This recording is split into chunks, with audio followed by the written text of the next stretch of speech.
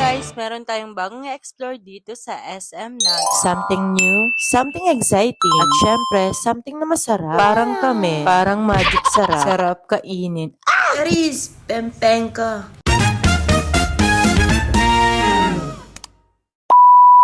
Hello guys, papunta na nga kami sa SM para manood ng sine. Gamit nga namin ang mahiwagang service ang iba. Paano ko nasabing mahiwagang? Dahil 3-seaters lang to pero napagkasya namin 4 at may kasama pa kaming bata ha. Tapos yung mga kasama naming mga bata, magkakaaway sila.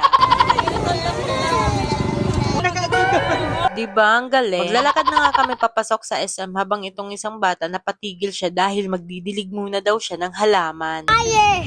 Every Christmas na nga kami nanonood ng sine dahil isa na rin itong naging traditional namin. Si Wanwan, si Tita, si Mama, si Jaja, at yung dalawang ko. Kulang nga kami dyan dahil yung dalawa kong kapatid ay may trabaho pa. Mas excited nga kaming manood ngayon ng sine dahil bago nga itong bukas. Bakit na nga kami ng second floor at nakita ko ang daming tao. Tabang-tabang. Tapos ang haba pa ng pila sa sinihan. Sana ganon din ang pasensya ko. Hindi na nga kami makapag-isip kung ano papanoorin namin dyan. Dahil ang daming pagpipilian at ang gaganda pa ng mga pelikula. 3 nga ang kasama naming mga bata at may mga bayad na sila. Kahit 1-year-old pa lang yung pinakamaliit. At hindi pa naman nakakaintindi. Kaya binayaran na lang namin sila kasi wala naman kaming choice. Kahit hindi pa naman sila nakakaintindi. Pero for the go. Kasi hindi pwedeng maputol yung tradisyon namin. Ha? Sakit nyo sa mga matabe.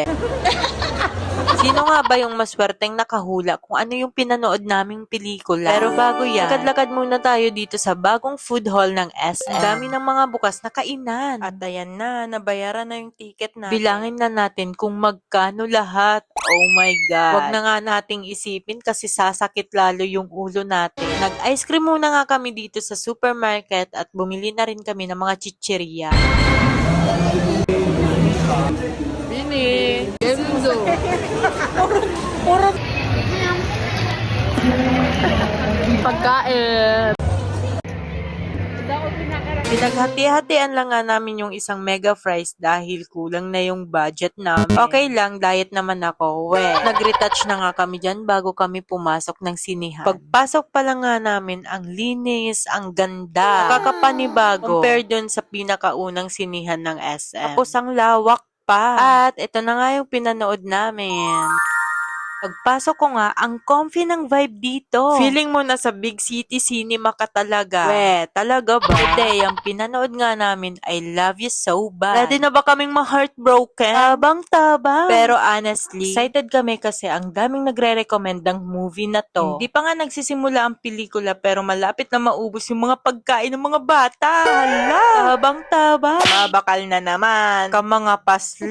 Siguro makaka-relate tong dalawa na to. Tingnan nga natin. Okay, tapos na nga kaming manood at grabe. Love You So Bad is not your typical love story. Masakit siya sa puso, pero ang ganda ng message. Mapapaisip ka sa love, sa timing, sa sacrifices, at sa mga taong mahal mo, pero hindi mo pwedeng makasama. Ang sakit. Ito sa mga pelikulang hindi mo agad makakalimutan. Tabang-tabang. Makulugon. Pero sa inot lang yan.